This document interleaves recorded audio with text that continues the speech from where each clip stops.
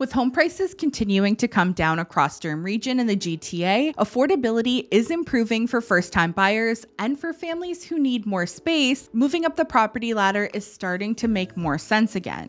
Even though opportunities are opening up in this market, there are still risks to be aware of. One that doesn't get talked about enough but can really catch people off guard is something called an appraisal gap. An appraisal gap happens when the amount that a buyer has agreed to pay for a home is higher than the value determined by the appraiser that the lender hires. If the appraisal comes in at or above the purchase price, there's no issue at all. But if it comes in lower, that's when the problem starts. This is a risk for both buyers and sellers. Depending on the situation, it can cause real stress and sometimes means that buyers have to come up with more money than they expected. Sometimes it puts the whole deal at risk, and in worst case scenarios, it can even lead to nightmare legal battles that nobody wants to go through. So in this video, I'm going to walk you through what you need to know as both a buyer and a seller, who's most at risk, and how you can protect yourself. My name is Jessie McClellan. I'm a realtor here in Oshawa, Ontario. If you want transparent insights into the Durham region real estate market, subscribe to the channel and hit that like button so more people can see this video. And if you're planning a move in the next 6 to 12 months and you'd like my help, there's a link in the description to book a call with me. When it comes to appraisal gaps, not every buyer or property carries the same risk. Buyers putting more than 20% down are actually at a higher risk because they don't require mortgage insurance. And without mortgage insurance, the lender has less protection if something goes wrong. So they are more likely to order an appraisal to double check the value and make sure that they feel comfortable lending on the property. New construction buyers are another risk group, especially if you bought in 2022 or 2023 when prices were much higher and it's soon to be completed, or even more recent buyers whose homes won't be completed for another year or two. The market could look very different by the time that you close. Buyers with long closing periods, I would say 3-4 months or more, face the same problem. If prices continue to slide between when you sign and when you close, the appraisal could come in lower than the purchase price. And then, of course, buyers of unique or higher-end rural properties also face more risk of an appraisal issue. Unlike subdivision homes where there are plenty of recent comparable sales, unique or higher-end rural properties can be tougher to appraise simply because there's less data available.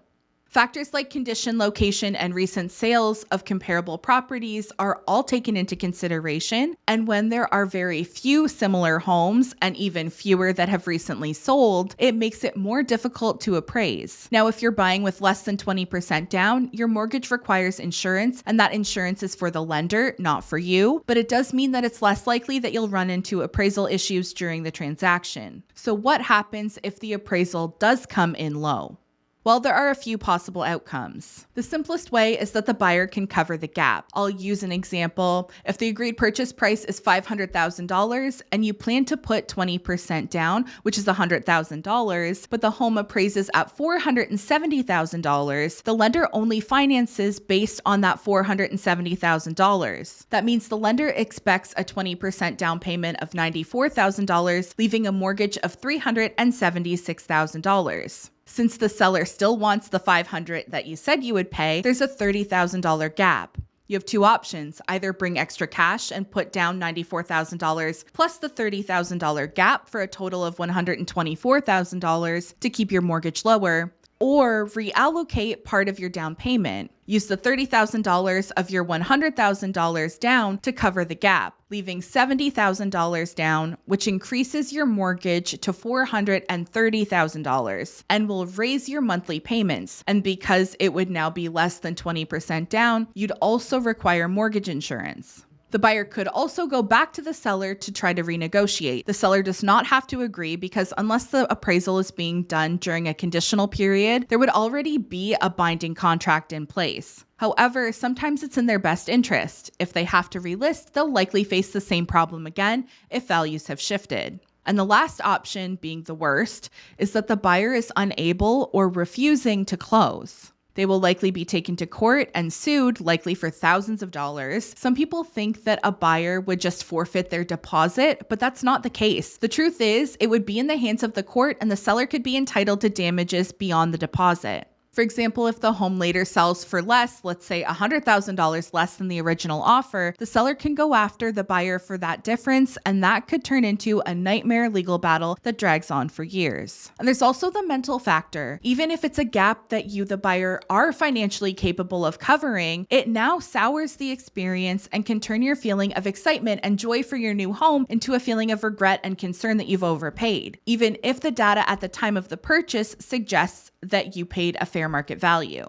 When I've had conversations about this, people often say, isn't this what a financing condition is for? And I agree that it seems like it should be, but unfortunately it's not. A financing condition gives the buyer time to confirm the lender is comfortable with their income, debt, and the property details. But an appraisal is separate and it can be ordered at almost any time. In fact, it's not unusual for it to happen closer to the closing date, long after conditions are waived, and the buyer and seller are legally bound by a contract. As a buyer, you can ask your mortgage broker if an appraisal is expected and if it can be done sooner, but at the end of the day, the timing is usually in the lender's hands. So how do you avoid this situation? If you're buying, try to make sure that the recent sales in that area for similar homes support your purchase price. If the market's continuing to soften and your closing is a few months away, be trying to negotiate a purchase price with that in mind. Also, try not to put yourself in a position where every dollar is spoken for. Leaving a little bit of a buffer can really reduce the stress if something unexpected, like a small appraisal gap, comes up.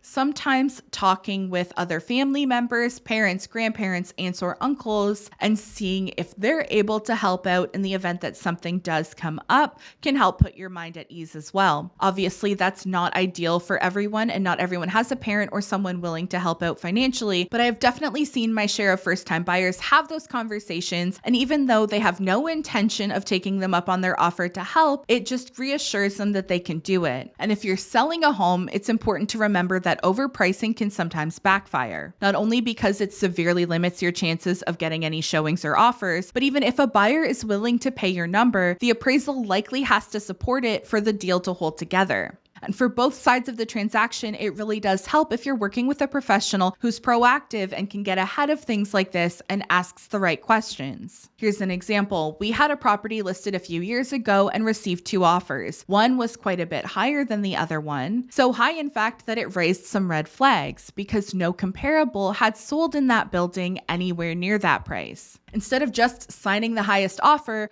I called the buyer's agent and asked who's their lender, what are they approved for, and if the appraisal comes in short, how will your buyer handle the difference? The agent admitted that they hadn't considered that situation, which told me that this deal carried a higher risk of collapsing. Upon sharing that information with my client, they decided to go back to the other buyer. We were able to negotiate them up slightly, and they ultimately chose to work with them instead. The firm cash offer. In the end, that decision gave the seller and their family more peace of mind, and for them, that was far more valuable than chasing the highest number on paper.